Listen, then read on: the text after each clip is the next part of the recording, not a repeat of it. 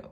Hi, friends of Lifehouse. I am here at Crossroads Missions today with Rob Minton, and in our theme of volunteering that we have going on with Give for Good, wanted to give you an update on what our residents have been doing the past couple months since March. Of course, when many of the closures began, our residents, their hours were cut back at their jobs, several of them lost their jobs, and part of what we do at Lifehouse is that job requirement, and that if they don't have a job, they're required to volunteer. So we were looking for opportunities for them to volunteer during the pandemic, and of course with so many shutdowns, a lot of those volunteer opportunities had been cut back, and we stumbled across one with Crossroads Missions, and just wanted to ask Rob, so what have you all been doing the past couple months?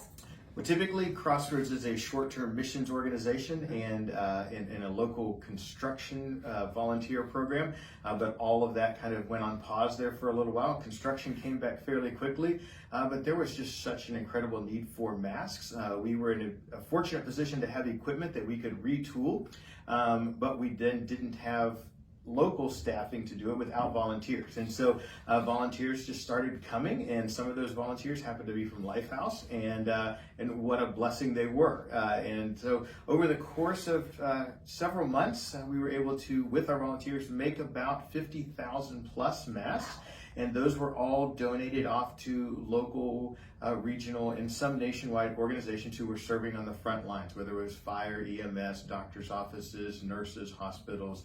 And a good portion of those masks were made by Lifehouse residents, and so that was truly a blessing to have. Yeah, awesome. And I was lucky enough to come out with our residents, I think, the first time they came, and it truly was by hand with the sewing machines and everything. So tell us a little bit about your experience working with our Lifehouse residents. Yeah, they were fantastic. I mean, they were super excited to be here. I was a little worried. They looked like they were about to go into labor, a couple of them, and I'm not gonna lie, that was a little nerve-wracking for me, but they were fantastic. They had a blast, and I think one of them since then has had a baby, and that's very exciting. Yes. You know, she's part of our community and family now as well, and so, but we just were, we were thrilled to have them. They had a great work ethic, and just we're happy to be here and able to contribute. And it was a good time. Yes, well, we so appreciate hearing that, and I know for one, I believe you even served as a reference for her when she recently interviewed and landed